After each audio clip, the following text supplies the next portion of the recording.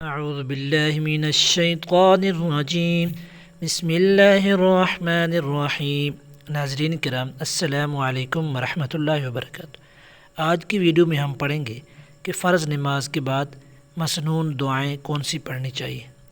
تو سب سے پہلی جو مسنون دعا ہے فرض نماز کے بعد، جو نبی کریم صلی اللہ علیہ وسلم سے ثابت ہے، 3 مرتبہ استغفر اللہ پڑھتے تھے آپ استغفر اللہ استغفر اللہ۔ اس دعا میں بندہ اللہ تعالیٰ سے اپنی کوتاہیوں اور گناہوں کی معافی مانگتا ہے۔ نماز جیسی عظیم عبادت کے بعد بھی استغفار کرنا ہمیں عاجزی اور اللہ تعالیٰ کی رحمت کی امید سکھاتا ہے۔ نماز کے بعد دوسری مسنون دعا، اللہم انت السلام ومنک السلام تبارکت یا ذا الجلال والاکرام۔ فرض نماز کے بعد نبی کریم صلی اللہ علیہ وسلم یہ دعا پڑھتے تھے۔ اس دعا میں اللہ تعالیٰ کی سلامتی، عظمت اور بزرگی کا اقرار کیا جاتا ہے۔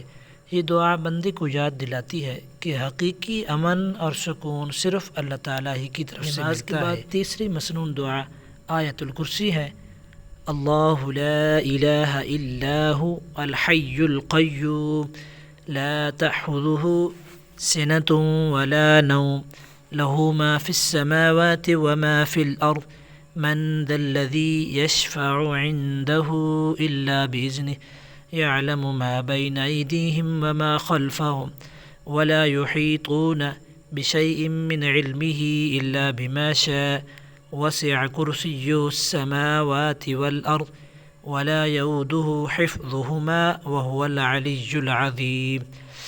آپ صلی اللہ علیہ وسلم نے فرمایا کہ جو شخص ہر فرض نماز کے بعد آیت الکرسی پڑھے، اس کے جنت میں داخل ہونے کے درمیان صرف موت حائل رہ جاتی ہے۔ اس لیے ہر مسلمان کو چاہیے کہ ہر فرض نماز کے بعد آیت الکرسی پڑھنی چاہیے۔ نماز کے بعد چوتھی مسنون دعا، سبحان اللہ، یہ 33 دفعہ آپ نے پڑھنا ہے، الحمدللہ یہ 33 دفعہ۔ نماز کے بعد یہ تسبیحات پڑھنا نبی کریم صلی اللہ علیہ وسلم کی سنت ہے۔ ان اذکار سے اللہ تعالیٰ کی تسبیح، حمد اور بڑائی بیان کی جاتی ہے۔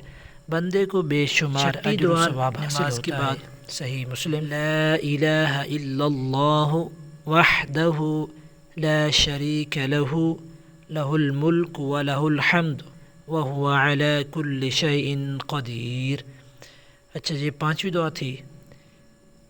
یہ عظیم ذکر نبی کریم صلی اللہ علیہ وسلم فرض نماز کے بعد پڑھا کرتے تھے۔ اس میں اللہ تعالیٰ کی وحدانیت، بادشاہت اور قدرت کا اقرار کیا جاتا ہے، اور یہ ایمان کو تازہ کرنے والا بہترین ذکر ہے۔ صحیح مسلم اور صحیح بخاری کی۔